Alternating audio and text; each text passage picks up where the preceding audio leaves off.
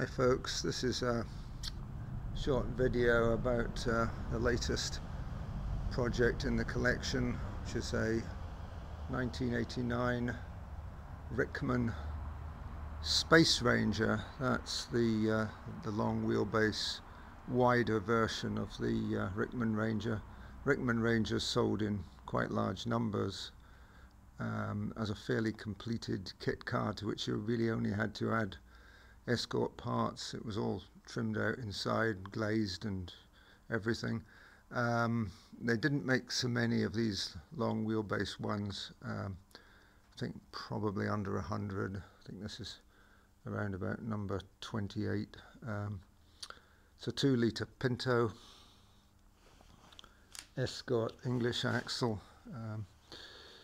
I've just changed it. The previous owner, who had mobility issues, had started a comprehensive restoration, body off, repainted all the chassis, got a better engine, and had fitted 4-speed Ford automatic gearbox, but I didn't favour that. That hadn't been fully converted either. He hadn't fixed a shifter on it, so I went back to the tried and tested Type 9 5-speed.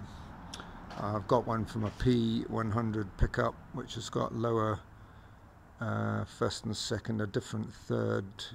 Direct drive is the same obviously, and overdrive is the same, and that married up with the prop that came with it, because that would have had to have been shortened for the automatic. I don't know if you can see very much under here, it's probably too dark. I'm just about to fit the anti-roll bar. It's got an alloy tank on the back, which is a nice detail rather than a steel one. So it's the usual drum rear setup. These are the heavier duty springs. I don't know if they're the van type for Escorts. They're 60mm wide. Standard 2-piece prop. Discs at the front with the M16 calipers, which I'm just rebuilt. So it's all, well, you can see it's very stoutly made, very strong. Box section. This is the front of it here, which is, that's probably the only part that's really a bit worse for wear. It does need a bit of work. It's had a bit of crazing on one corner. I think there's been an impact. And there's the chassis number. Sorry, it's number 29, I think, of this series. And that's the 2-litre. I'm not sure yet if this is a low compression or normal compression, because I didn't have the engine apart. It's as it arrived, and it's come with a carburetor and manifolds, which would suggest perhaps it's the higher compression. I'm not sure. Time will tell.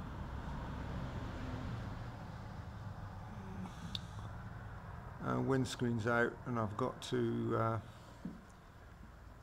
try and install it in that Clayton Wright rubber surround, and by all accounts that's not a very straightforward job, so I'm waiting until it's a bit warmer in here, and that'll be a bit more supple.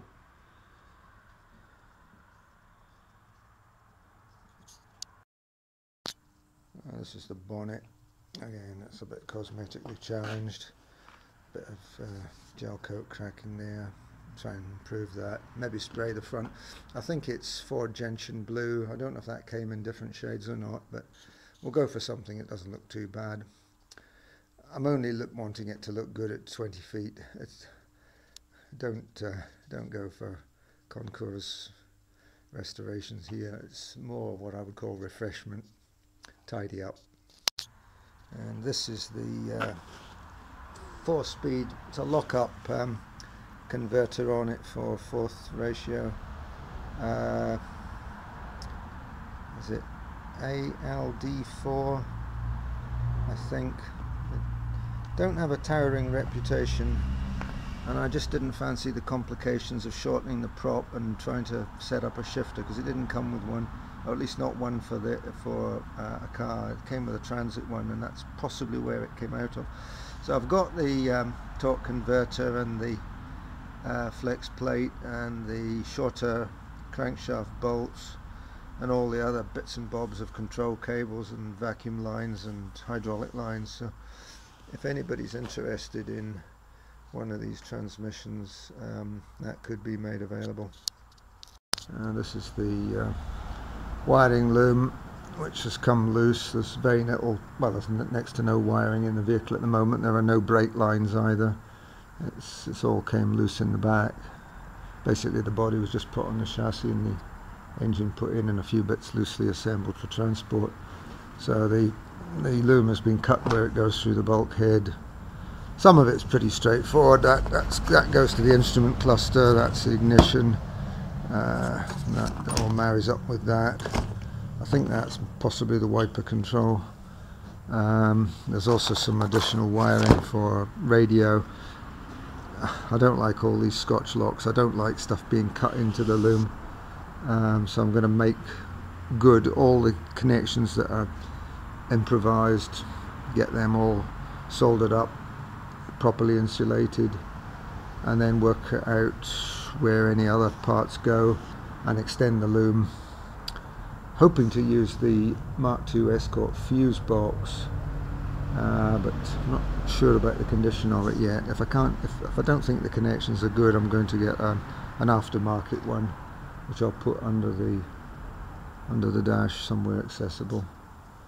There don't seem to be too many relays in this. I think that's possibly for the four-way flashes. I would have thought there'd have been relays for the headlights and possibly the horn, but I might do that.